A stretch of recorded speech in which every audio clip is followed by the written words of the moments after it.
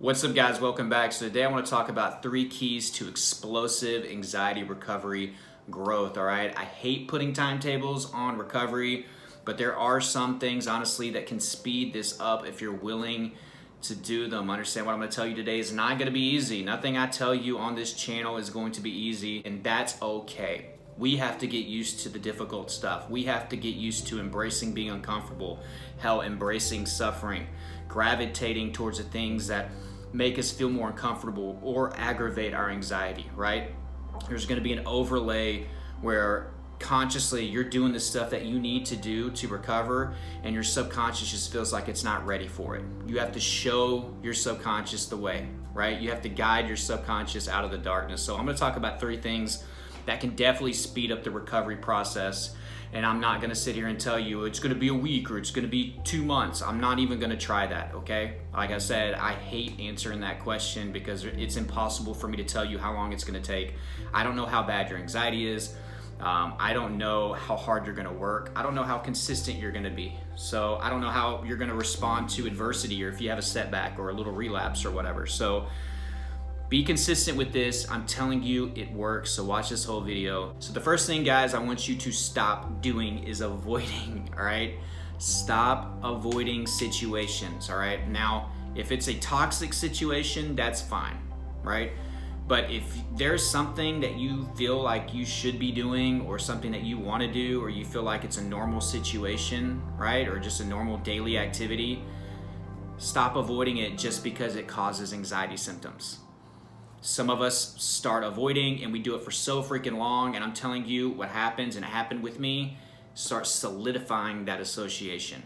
We are screaming at our subconscious, basically saying, we are not going there. I'm going to do whatever I can to keep us out of that situation because that situation is not safe. We get anxiety there whenever we go. So basically what you're doing is you're saying, subconscious, the next time I do try to do this and I don't avoid, make it really bad, right?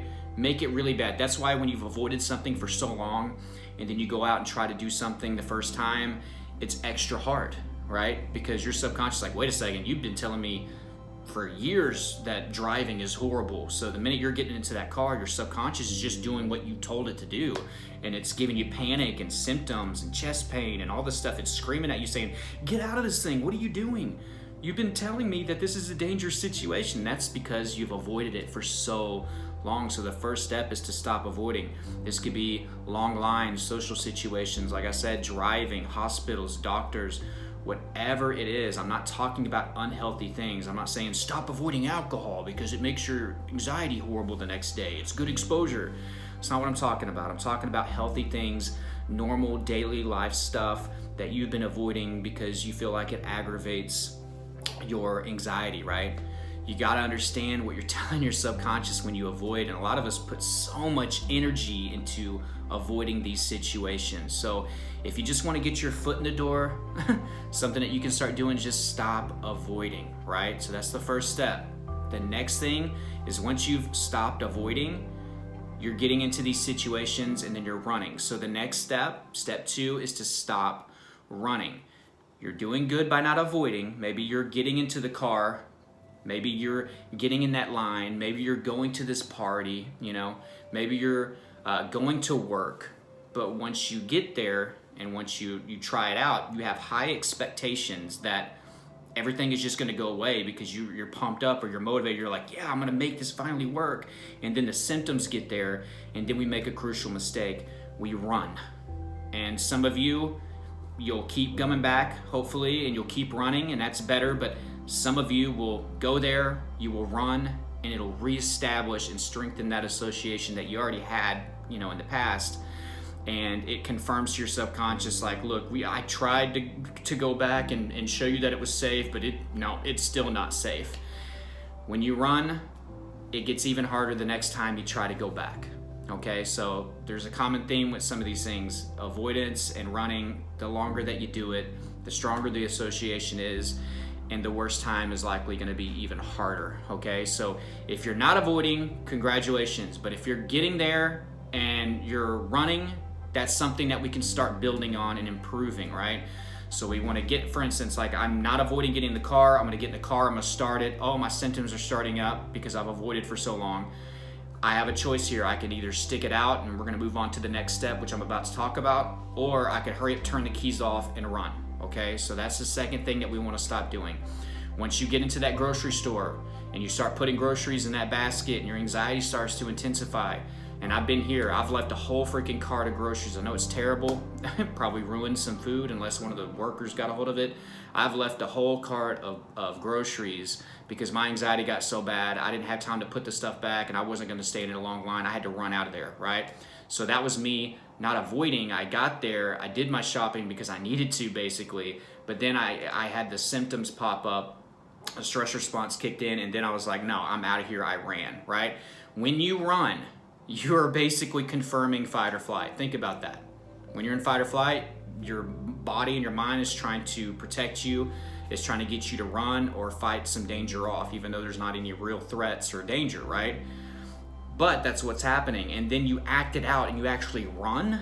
Talk about confirming to your subconscious the need for that fight or flight next time you're in that situation. Because then your subconscious is going to be like, remember last time whenever we were there, you ran out, right? So just the next step is just stop running once you get into these situations, all right? And that brings you to the third step, because some of you are like, okay, well, if I'm not gonna run, what's going on, all right? The next step, guys, is change the response, all right? And a lot of you have figured out your own way to do this. Some of you are gonna find more success with a more aggressive approach, right? Some of you are gonna find more success with a more nurturing approach or self-love, which I believe even if it's aggressive, it's still self-love, but more of a soft-spoken type self-love instead of a tough love type thing. Some of you are gonna find success with that. And if you're like me, there's certain situations where I was more aggressive with my response to the subconscious or the anxiety, or there were some situations where it was more appropriate for me to be more soft-spoken and more tender, right? So they both work. For some of you, it's a mix. Some of you, it's just soft-spoken, tender love. For some of you, you're more of the aggressive approach, and you've seen a lot of success with that. So by changing your response, instead of, you got there, you didn't avoid, instead of running, you're gonna stick it out, but now we have to tell the subconscious and talk it through the situation to let it know things are not dangerous. You could do this by saying, subconscious, I'm so sorry that I have avoided this place for so long. You're trying to get me out of here. You're trying to make me run home right now. You're trying to get me to get out of this grocery store, get out of this car, but I love you so much and I'm not gonna do that anymore. I know you still don't believe me even though I'm talking to you, but eventually you will believe me. I will normalize going shopping. I will normalize driving. I will normalize going to work or going to school or doing whatever it is that triggers me. I will make it the new norm. So please, you don't have to keep sending me these symptoms. They're not needed. I am not avoiding this anymore. I'm not running. So that would be more of the tender love approach, right? The self-love approach. The more aggressive would be like what I've done with like challenging symptoms, okay? And some of you see a lot of success. You gotta mean it. You can't half-heartedly challenge your symptoms to intensify. But it's the reverse psychology type of approach. You're showing your subconscious you're not afraid because you're telling the symptoms to actually intensify.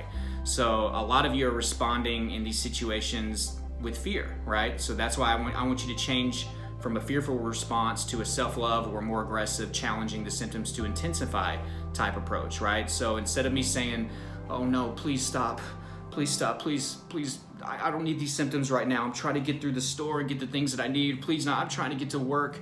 I was telling my anxiety to intensify. I was like, bring it on, do it. Show me the worst that you got, and it confuses the normal situation, right? Normally it unfolds with me saying, please go away, right? That's gasoline on an anxiety fire. So instead of that, I'm cutting off the fuel source and I'm saying, come on, bring it on. My anxiety is probably thinking, what the hell do you mean bring it on? What do you mean? What? I'm out of here. You're crazy, right? And sometimes I've seen some instant success with this, right? But then there's been some times where it at least keeps my anxiety from intensifying. And you'll get better at this as time goes on. But for instance, if you're avoiding situations, how can you even practice this stuff, right? And then if you're not avoiding, but you're getting there and you're running every time, how can you get to the part where you try to change the response? And even whenever you get to changing the response, it's gonna take some time. right? I just don't think people understand how long this takes. And I'm not trying to sit here and say it's going to take years and everything. If you do these 3 steps and you start them today, you're going to see explosive growth. If you're serious about it and you're consistent, right?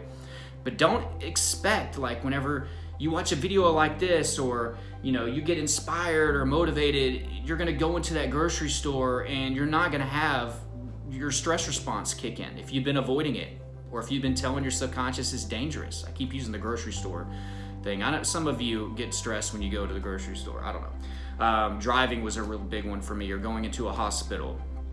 If you've been telling your subconscious for so long that these situations are dangerous, it doesn't matter how pumped up you get before, it doesn't matter what type of routine you got, there's still gonna be some issues when you get there. And I think that's where a lot of you get it twisted. We want that routine, or we want that motivation to completely wipe our slate clean, so then we can go out there and do it, right? Sounds great, right? Sounds pretty easy, but there's nothing about anxiety recovery that is easy. Maybe the easiest thing is watching these videos, right? You can just sit there and watch these videos, you'll feel a little bit better, but if you don't apply what I'm telling you, the comfort or whatever, the reassurance that you get from these videos, it wears off. That's why I've had some people, they tell me, like, I watch your videos nonstop, it's the only time I feel calm.